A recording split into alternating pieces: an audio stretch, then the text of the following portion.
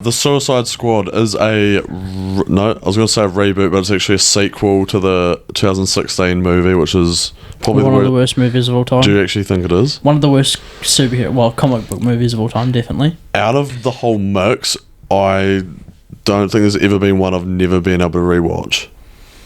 I was thinking, watching this movie, I was trying to think back to the first Suicide Squad.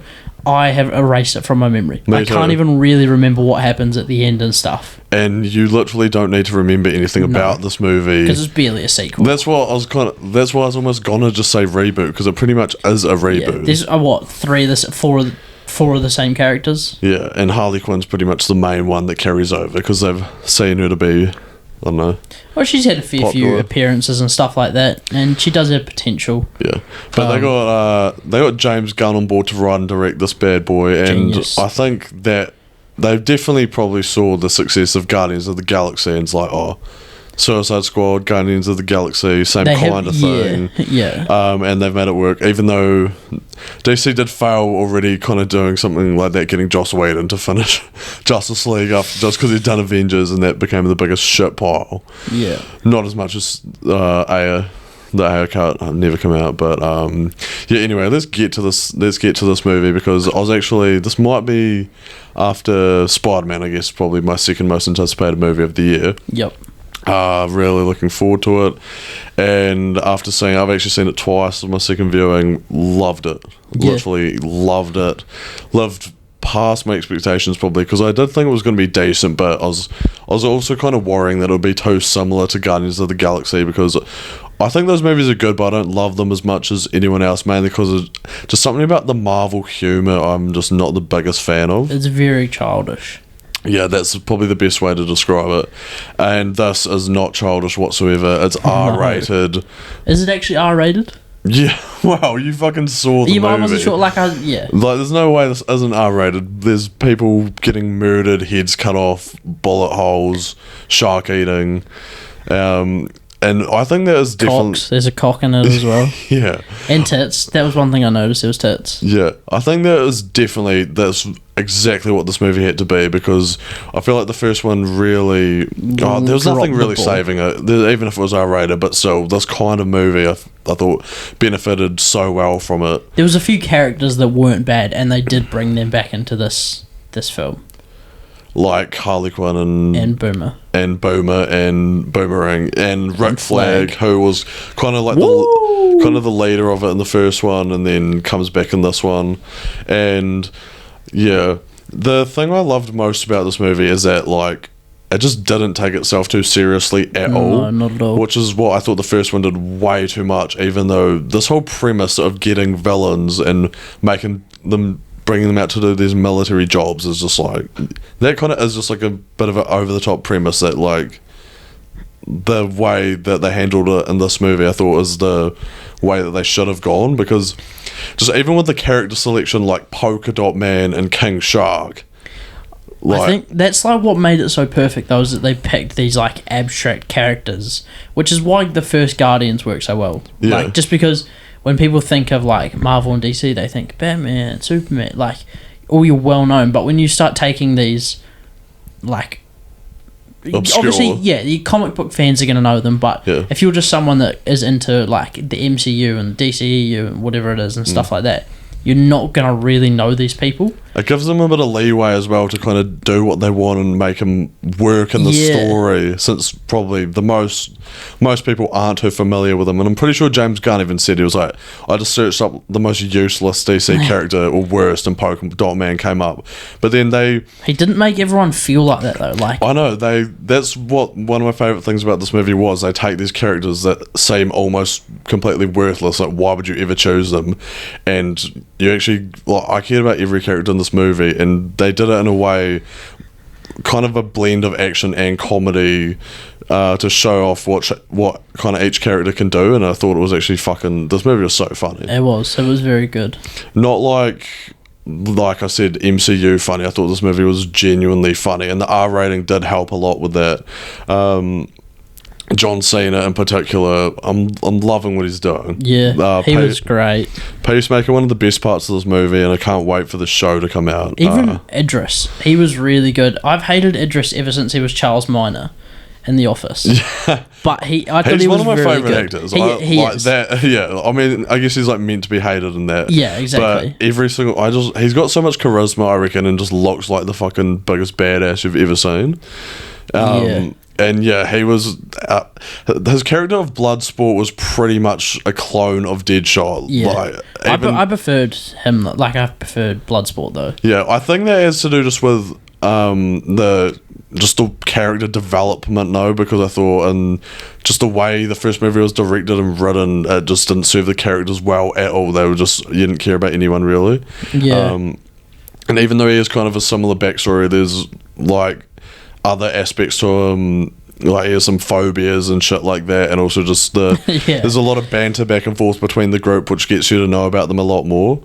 And they do it kind of like, it's not like they give a full flashback, but they like give little scenes and like little there's like specific things that happen along the way that bring out their character traits. And one particular scene that I thought was one of the best scenes in the movie was between Bloodsport, Idris Elba, and Peacemaker, John Cena, because they kind of have a competitive rivalry from the beginning, where Bloodsport's like, oh yeah, this guy just does the exact same thing I do. And then there's a scene where they've got to try get to Rick Flag through this camp that he's being held in, and they're just showing off each, like trying to outdo each other with every kill, and I thought that scene was fucking so funny.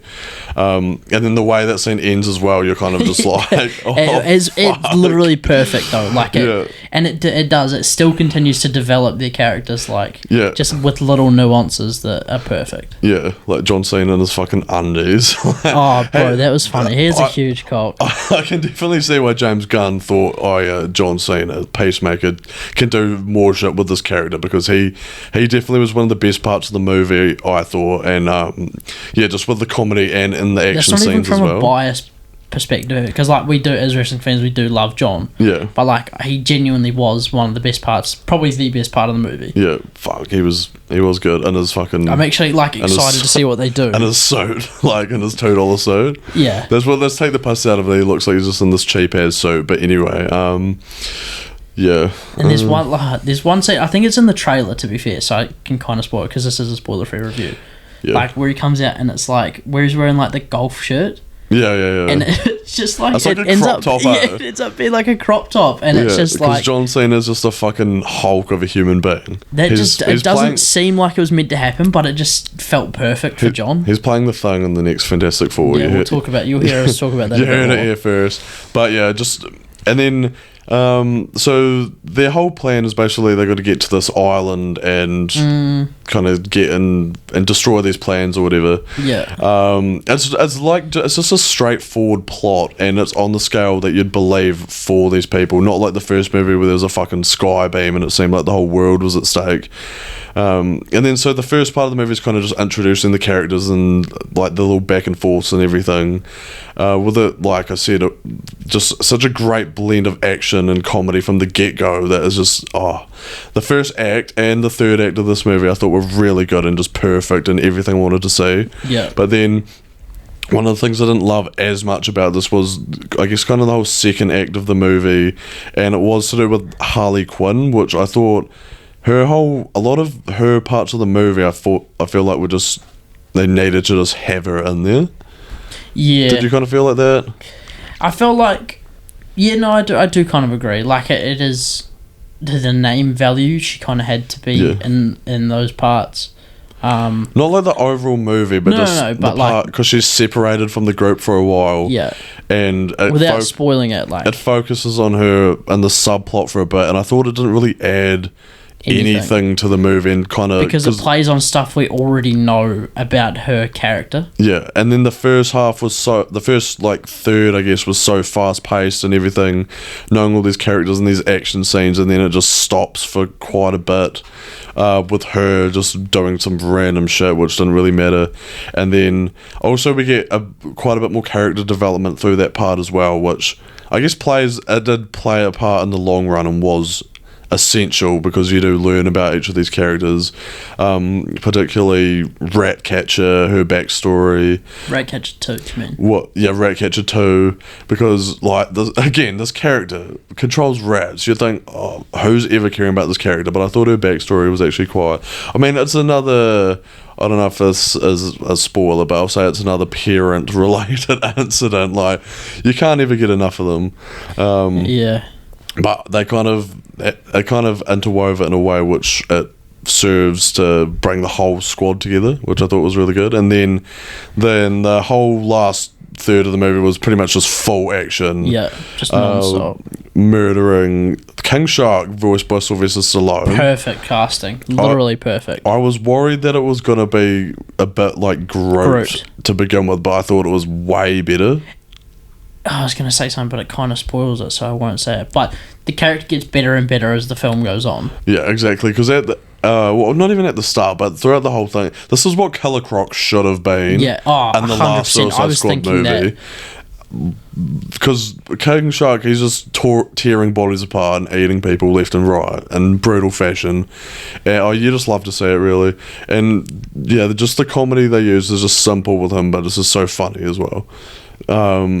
And yeah, like the finale of this movie is one of my favourite finales I've probably seen in a movie, and fucking probably since Endgame, I guess. And just for superhero movies in general, I thought it was just so good. And it's just, again, this movie is so unique, and the way they handled it was really creative, and they just take it to the full extreme with this premise.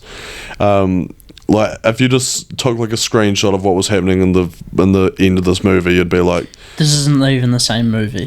But like, yeah, someone literally says, what the fuck is this? And that perfectly encapsulates it, but it's amazing. Yeah. And yeah, just I wouldn't have changed anything about this movie. Maybe, I don't know. Even the Harley Quinn part that you were talking about, I wouldn't have changed that. This movie was kind of perfect. Like, but not the greatest movie of all time. Perfect. I did not necessarily. I did feel like that second, third. Is that even how you say it? I don't know. It did slow down the pacing of the movie quite a bit, but then she gets a fucking sick action scene, like towards the end, where she's just tearing through these fucking guards, and just the action in this movie, the R rating, I love it. I love seeing an R rating in superhero movies where they just don't have to hold back, and it gives them kind of even more creativity of shit to do in action scenes. But fuck yeah, it was perfect. Well, almost perfect, but I don't think any movie's perfect. So, and the first and third act, like Shawshank Redemption, yeah, well maybe some are, but the third act I thought was so good that it almost kind of made up for the slowness. It wasn't even bad; it was just so slow, compared to the first and third part, and didn't really have too much meaning. It was just like a whole montage. I guess they opened the movie with such a bang, like it just kind of. I mean, it is kind of hard to keep that same pace. Yeah. And you've got to do other shit as well, except for like. This just movie went for like 2 hours though, and it did not feel like it at all. Yeah. Like when I checked the time, I was like, oh, like I did not realize we've been going for this long. Yeah. Which is always a good thing in a movie. Like, you don't ever want to notice how, like, you don't want to go, oh fuck, we've been here for like 2 hours. Checking the watch. Yeah. Like you want to go, like I've been so encapsulated by this movie that it doesn't even feel like it, and it's exactly what this movie did for me. Yeah. Do you have anything else to say about it? No, overall, like, such a great movie. Probably put it in God tier. You know what? I'm gonna fucking say God tier. Yeah. This is one of my favourite superhero movies. Like, this is a movie I could go and rewatch. Like, hands down. Like, so funny and. Yeah. Because I said right when I saw it the first time, and the thing is, when I first see some movies, I do like over-exaggerate. Well, not over-exaggerate, but you have an opinion, and then like you actually think about it more and it changes. But I've seen this twice now. Yeah, A Quiet Place 2. No, when I hated the kid at the and then I actually realised no, it wasn't too bad. Yeah, but what was I saying? So I've seen it a second time, and I literally loved it just as much. And for me, easily best DC EU movie. I'd say this is in my top 10 superhero movies of all time, and I just had such a fucking good time with this movie, and I can't remember having like just enjoyed a movie so much for fucking so long. And we were talking about it after the movie finished. It fits perfectly into, like, when you think of the 10 best, or the like top 5 or 10 best superhero comic book movies. Yeah. They don't feel like comic book movies. Yeah. And this they feel like they could be separate from everything and still work. And I feel like this one even more so because of how different it is. Like, there's just nothing you've ever seen in a superhero comic book movie ever before. Yeah. And I love this so much, and fuck, I hope it does well and we just get more of this shit. Bring on more R-rated superhero movies. James Gunn fucking smashed it. I would be fine if they did, like, obviously you don't want to run it to the ground, but bring me heroes that I've never heard of, like, or villains that I've never heard of, and just build them. Like, obviously don't repeat this exact same format, but similar stuff to this. I love this. Like, I'm always down to, new people, new characters. When it is new, as I was saying, it lets you be able to refreshing. And then it lets you be able to do more stuff because it's not this established story that everyone knows, and then they kind of have to repeat the same shit over and over again. No expectations at all. But and then this movie just took them and just made them characters that I like. By the end, I wanted to see them all fucking flourish. Yeah. But fuck, I'm perfectly fine with saying God tier. Like, not a perfect movie, but I don't think any movie is perfect. But the things I loved about this movie, I feel like they just outweighed the negatives way too much. This is probably one of my favourite movies I've seen. Definitely movie of the year so far. Fuck, easily, no competition for me. There's nothing coming out so far. But that is my thoughts on our thoughts on the Suicide Squad. If you've seen the movie, let us know in the comments what you thought. Let us know what Suicide Squad's better. Are you planning on going to see it? Yeah. It's not even close, but are you planning on going to see it? Are you excited? Definitely go see this. Like, I would recommend this to, like, my parents. I feel like my parents would love this and everything. Yeah. Everybody could love this except children because it's like R-rated. But no, this was so good. I don't know if it was. They looked like there was some young kids in there. Maybe they just got snuck in a fucking duffel bag. Their parents were fat, so it could have worked out. Go watch this movie. Don't forget to like and subscribe. And we'll catch you on the flip side. Peacemaker.